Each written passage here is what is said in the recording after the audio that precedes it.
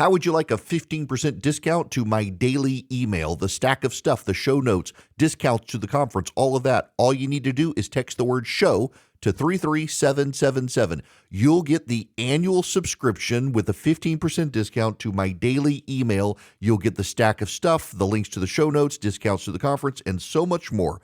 All you have to do is text the word show, SHOW, to 33777. Text show to 33777.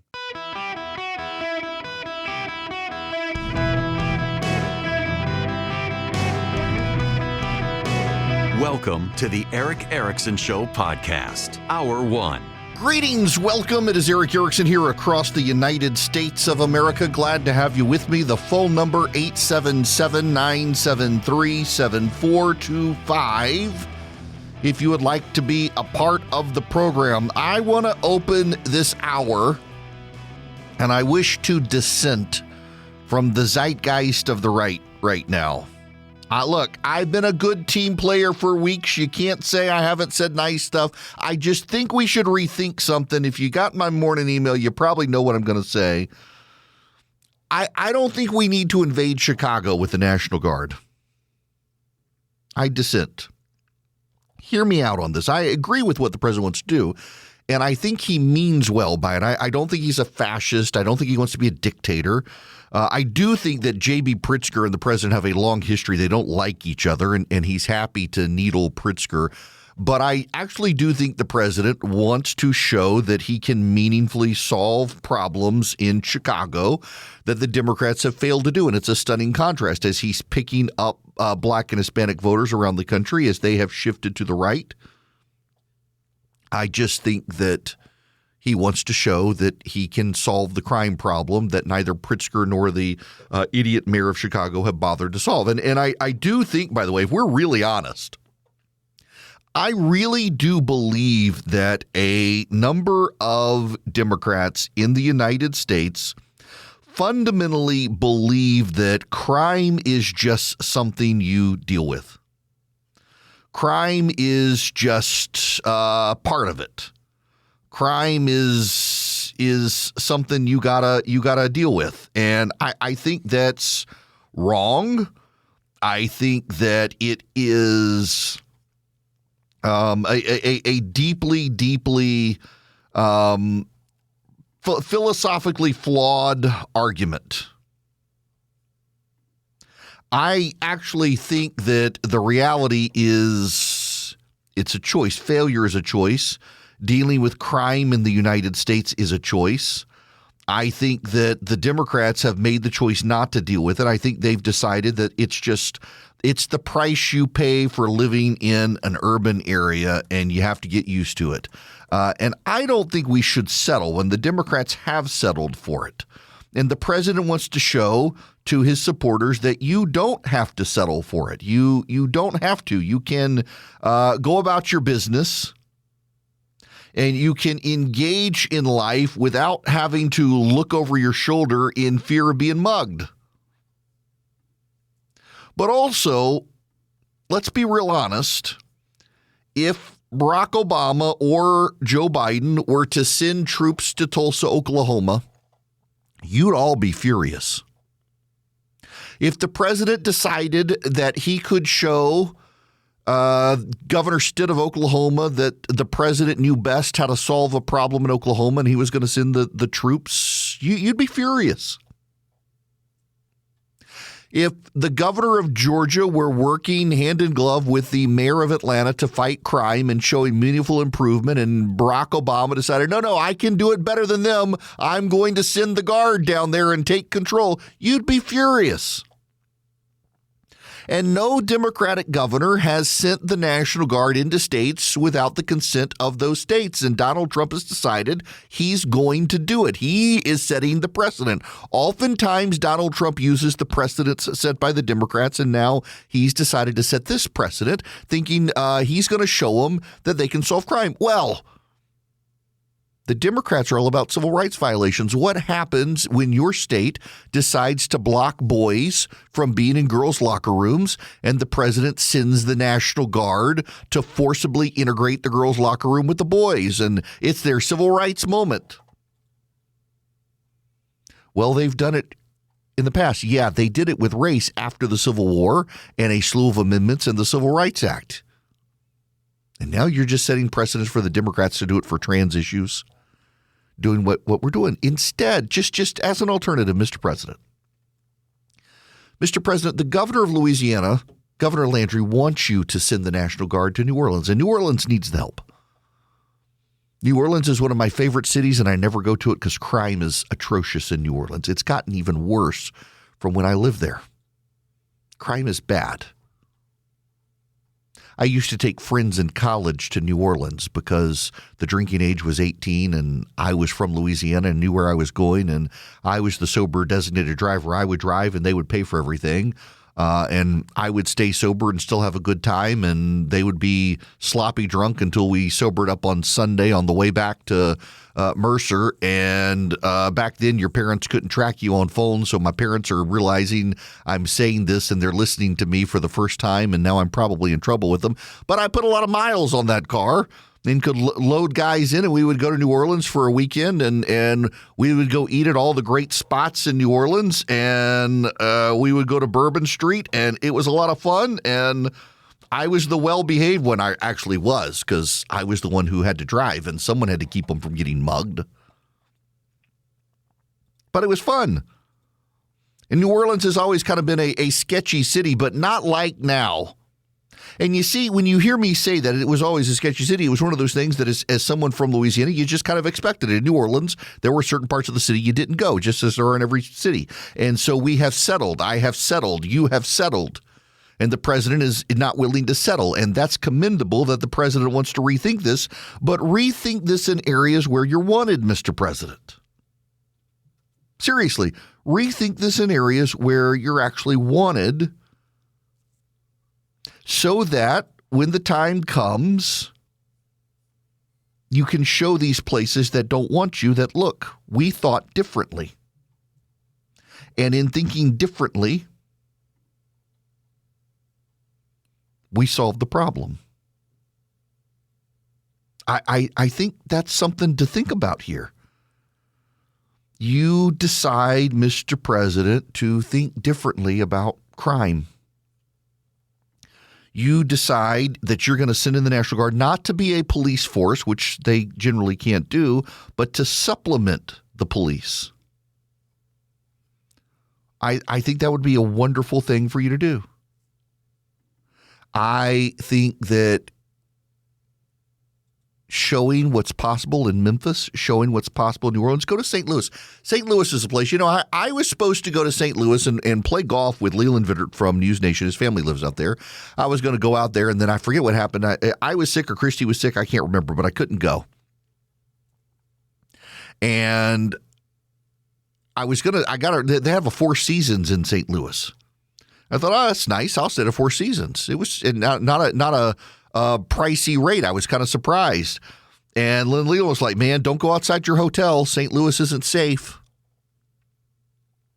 My sister does work in St. Louis. She works with a company, and they've got an office in St. Louis she has to go to on occasion.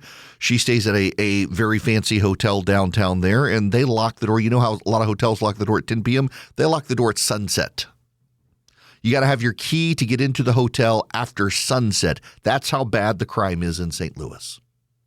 It's a Republican state filled with voters who love Donald Trump, whose governor would gladly allow the president to help supplement the resources to fight crime. Go to East St. Louis over on the Arkansas side. Deal with the crime there. I've been reading about East St. Louis since I was in college and how terrible the schools are and how terrible the situation is there. Go there. Fight crime there. And then show the blue states that we have a better idea. Show the blue states that we've got opportunities to improve their states. Show the blue state voters that their governors and their mayors are settling. They're settling for crime. They're settling for unsafe streets. You know what? Think about Memphis. Yesterday, I was telling you about my niece sent me a note. In Memphis, It's gotten so safe now that kids, instead of driving to Nashville for a weekend to go bar hopping, are staying in Memphis on Beale Street.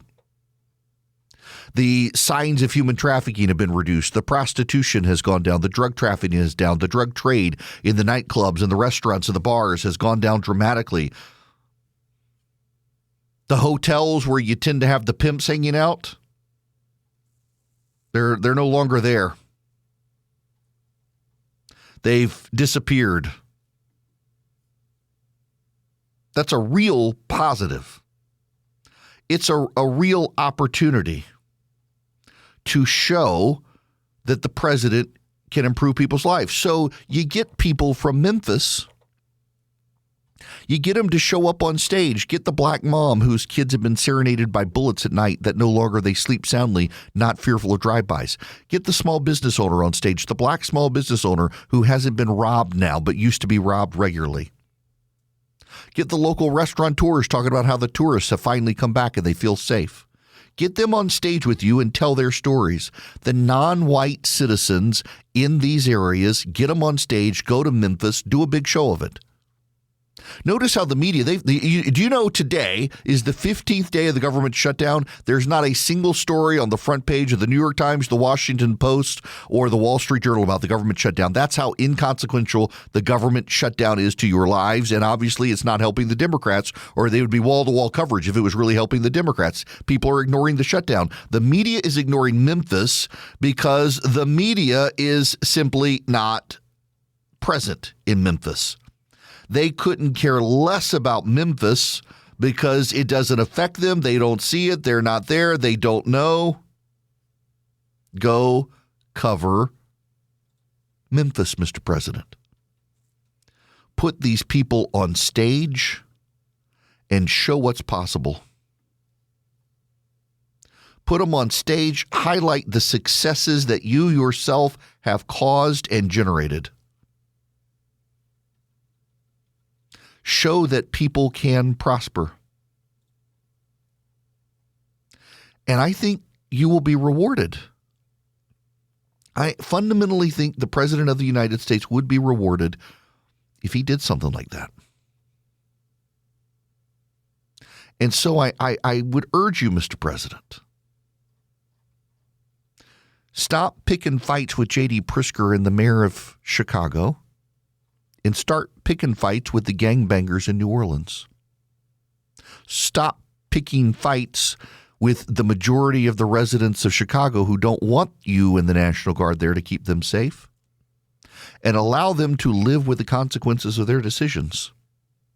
Allow them to have to learn the hard way that it is possible to solve these problems. All you need is the will and someone to be willing to take the chance, which the governor of Illinois is not willing to do, and the mayor of Chicago is not willing to do, and the police chief in Chicago is not willing to do. The people of Chicago don't know. They have no idea. You have an opportunity to show them, Mr. President, what is possible simply by showing up in a place that wants you. Louisiana, Missouri, Tennessee, and showing that you don't have to live with crime. It is a choice to live with crime. And Chicago's political leaders have chosen for their residents to live with crime. And then wait until after the midterms and see what happens. And I bet you'll be rewarded, and the people of Chicago will want you to come there. And then go invade Chicago and stamp out the gangbangers and the drug dealers and the criminals harassing the city, and go to the south side of Chicago and show that it is possible for that area of Chicago to go a night without a shooting.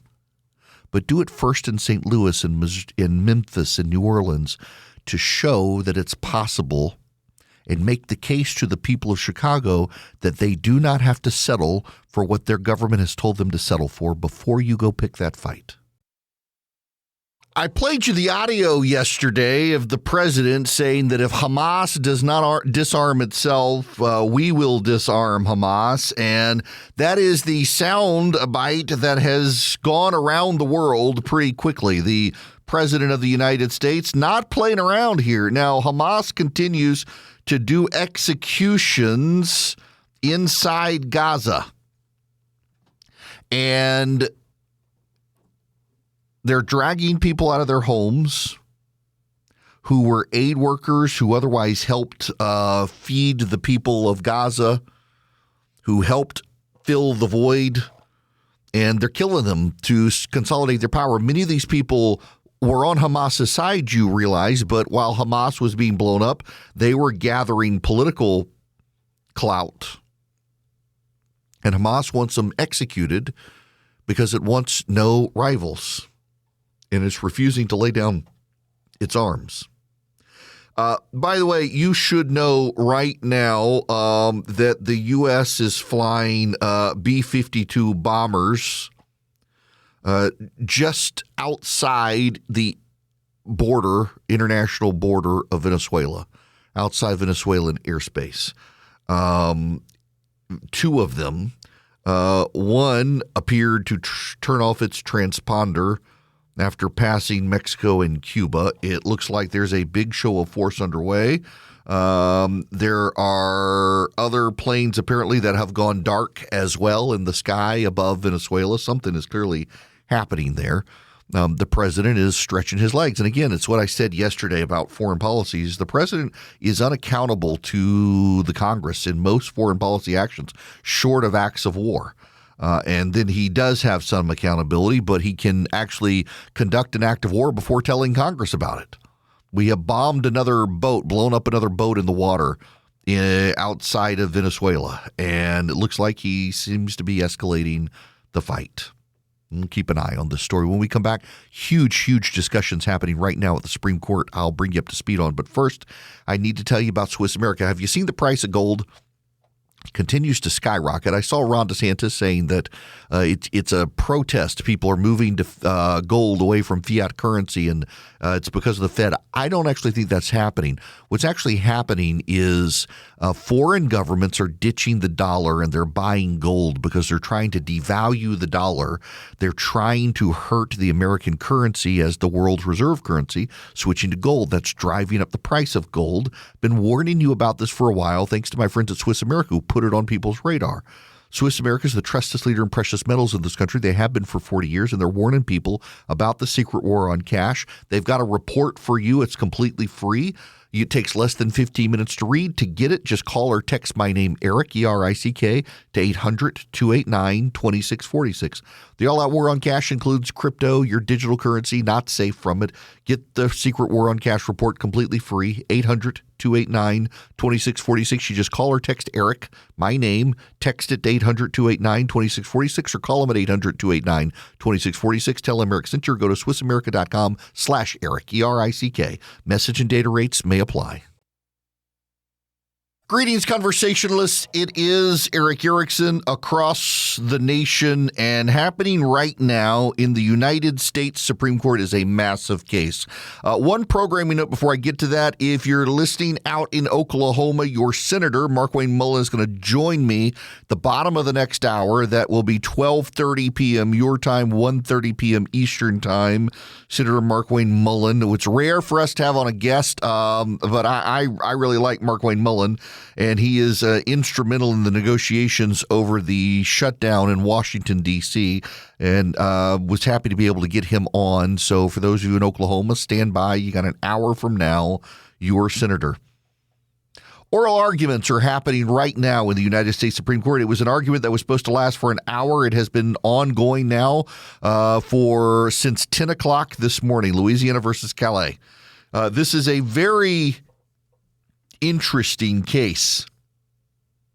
The issue is whether the majority of a 3-judge district court in Louisiana erred in finding that race predominated Louisiana's drawing of congressional districts, and whether the majority erred in finding that it faces strict scrutiny, and whether it should they should uphold the Jingles case. among other things. Now, none of that makes sense to 99% of you, so I want to break this down because this is actually a very important case. First of all, you have to understand Thornburg versus Jingles. And we don't know, is it Gingles or Jingles? In fact, at the Supreme Court today in oral arguments, about half of them are saying Jingles and half of them are saying Gingles. It's Gingles, and nobody can institutionally remember what the actual pronunciation of Jingles was. That's a case from 1986. It's a very famous case. Thornburg versus Gingles. Lucy Thornburg, was the Attorney General of North Carolina. It wasn't Dick Thornburg. Lucy Thornburg versus Ralph Jingles. It's a redistricting case from 1986 where the United States Supreme Court unanimously held that, quote, the legacy of official discrimination acted in concert with multi-member districting schemes to impair the ability of cohesive groups of black voters to participate equally in the political process and elect candidates of their choice is unconstitutional. You can't do multi-member districts designed to preclude black voters. What's a multi-member district? States have had these in the past, and with the Gingles case, they almost got rid of them. And that is, you have a large, for example, state house district in which you get 3 different people elected to the state house. You don't just vote for one person, you vote for 3 people in a large spread out district. And the way these districts were implemented in the Gingles case was to make sure that black voters couldn't get representation in the North Carolina legislature in 1985, or 1984 rather. This extended going to back to City of Mobile versus Bolden. That was in 1980, I believe, where the Supreme Court said that the Section 2 of the Voting Rights Act affirmed the 15th Amendment and prohibited discrimination against voting. The Gingles case expanded it further that it did not have to be explicit discrimination in what the legislature was doing in redistricting. If the effect was discriminatory, if the effect of redistricting was to block black voters' access to power, well, it was discriminatory and the districts violated the law. That empowered a lot of judges to throw out a lot of congressional districts and state legislative districts. And over time, what happened is the country has become less and less racist. Courts have found more and more racial motivations for drawing lines. Now, before the Supreme Court today is a case, Louisiana versus Calais, that could wipe out majority-minority congressional districts. Here's what the court ultimately settled on, is that once you've established majority-minority districts in a state, that is, a majority of the residents of the district are minority, you can't get rid of those districts. You have to continue to draw race-based districts and preserve those districts to preserve black representation in Congress. Well, here's the problem. That's racism. It's racial discrimination. Ironically, now there are a lot of Republicans and Democrats paying attention to this case because the Democrats fear if Louisiana versus Calais wipes out Section 2 of the Voting Rights Act, it will wipe out up to 20 Democratic seats in the House of Representatives, maybe more. The Republicans should be very, very careful about this because, Section 2 of the Voting Rights Act is actually how the Republicans were able to take control in the 1990s. The Republicans benefited from Section 2 of the Voting Rights Act. Why? Because who do black voters vote for? Black voters tend to vote Democrat. So if you draw a congressional district and you lump all the black voters in a district and you add in as many white Democrats as possible, well, you've taken those white and black Democrats out of the rest of the voting pool for the rest of the state. And so suddenly Republicans got competitive. It's not a coincidence that in 1994, the Republicans took over. It wasn't just a shift in the South and the Midwest of white voters from the Democratic Party to the Republican Party. It was also because of a series of Voting Rights Act cases that led up to redistricting in the early 1990s after the 1990 census that required the drawing of racial minority districts to preserve black voting strength. And when that happened, a lot of people realized this is good for the GOP. You put all the Democrats in a majority-minority district. More white voters in the South are now voting Republican. The Republicans are going to pick up in areas where population is growing. Now, here's the problem for the Democrats now. Black voters and Hispanic voters have started shifting to the right. You get rid of racially discriminatory districts. You tell Republicans in southern states you're no longer allowed to draw congressional districts preserving minority status. Well, that filters Democrats back into a lot of districts and makes those districts swingy again, in theory. The Voting Rights Act, Section 2 of the Voting Rights Act, has been very, very, very messy. They have swung back and forth. Essentially, they have gotten to we know it when we see it standard. You had Shaw versus Reno in 1993. The Supreme Court struck down North Carolina's attempt to create two majority-minority districts because they were so absurdly drawn that they were clearly racially drawn to pack as many black people into districts so that they had less voting strength overall. And then you had Easley versus Cromartie in 2001. The Supreme Court upheld redistricting because the motivations of the North Carolina Republicans was purely political. It wasn't racial. Essentially, the Republicans came in and said, yeah, we drew this district to be absurd. And yes, it packs a bunch of black people in a single district, but those black people are Democratic voters. And we didn't do it because they're black. We did it because they're Democrat. And the Supreme Court said, okay. Therein lies the problem for the Democrats in Louisiana versus Calais, because a sufficient number of black and Hispanic voters still vote Democrat, and partisan gerrymandering is perfectly constitutional. You may not like it, but it's perfectly constitutional. And in the arguments before the Supreme Court today, essentially the argument of Louisiana is, look, yes, we drew congressional districts to be majority-minority, but not because they will be majority black districts, but because they'll be majority Democratic districts. And in being majority Democratic districts, we can lock as many Democrats into one or two districts, and the rest of us can reign supreme. Well, there's another problem for the Democrats. So what happens when you get an appeal to the U.S. Supreme Court? What does the Supreme Court try to do? And the Supreme Court doesn't just look at the law and say, we think this is unconstitutional based on X, Y, and Z. What the Supreme Court tries to do is come up with an easily applicable rule. And it is widely considered a very nebulous area of law at this point because the Supreme Court has had so many decisions that have gone back and forth. In fact, Louisiana versus Calais was a case argued in the Supreme Court last year, and the court said instead of throwing out the district, they said, well, y'all come back and re-argue a very specific point. And remember, they did that when Joe Biden was president, and now who's president? Donald Trump. So who is the Solicitor General now? John Sauer. John Sauer's the Solicitor General. They requested a supplemental brief.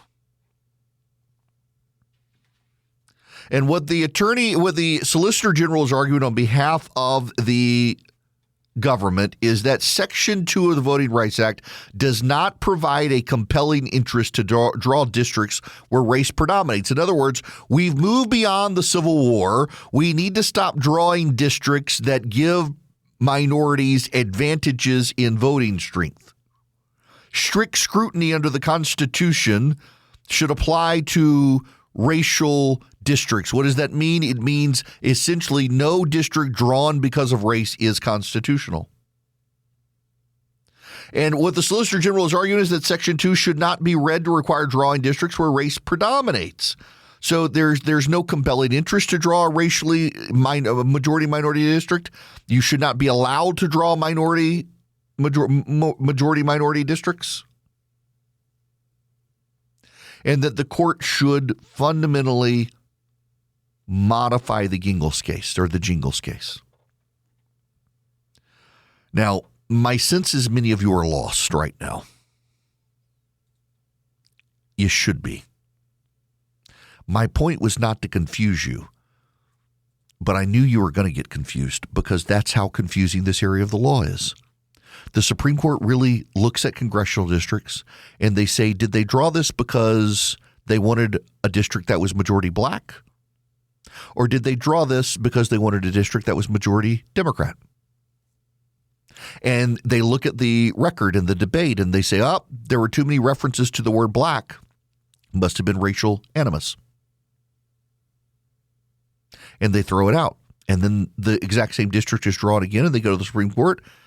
They referenced they were piling all the Democrats in. Therefore, this time, the same district is constitutional. It's a absurd area of law. And that's why the Supreme Court asked that this case be re-argued this year instead of settling it last year.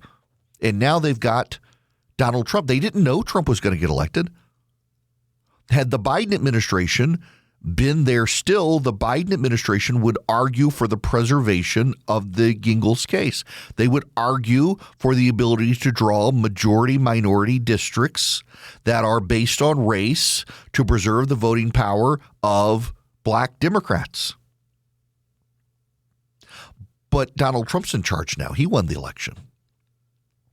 And so the Solicitor General is arguing that Gingles needs fundamentally to be changed, that it cannot constitutionally be supported.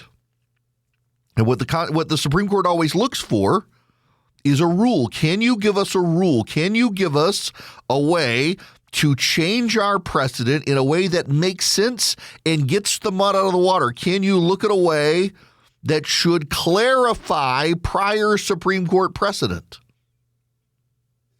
And John Sowers is attempting to do that. And additionally, what John Sowers is arguing is that if the district is drawn to preserve a partisan advantage, it's perfectly constitutional. And if it's drawn to put a bunch of non-white voters in a district together, it's unconstitutional. It's a racially drawn district. And you can have districts that are racially drawn, but they're not drawn to lump a bunch of black people together. They're drawn to lump a bunch of Democrats together, and that would be perfectly fine. And in fact, it looks like that's where the court is headed. In oral arguments today, it seems likely that the United States Supreme Court is going to dramatically overhaul Section 2 of the Voting Rights Act and say you got to stop drawing majority-minority districts. You can draw partisan districts that put all the Democrats together. And if they're not weirdly shaped, stretching across the state to do it, you're going to be fine. And if they do that, the Democrats are going to scream bloody murder because that'll reduce the number of Democratic seats in Congress by between 18 and 20 seats. However, for the Republicans who are excited by that prospect, keep in mind, events change things, and you could see the swing of black and Hispanic voters that has been trending right swing back in the other direction. And then suddenly you're going to want those majority-minority districts to preserve Republican voting power in Congress, and you're not going to have them anymore. This isn't as clear-cut as the Democrats think their annihilation. That's not it at all.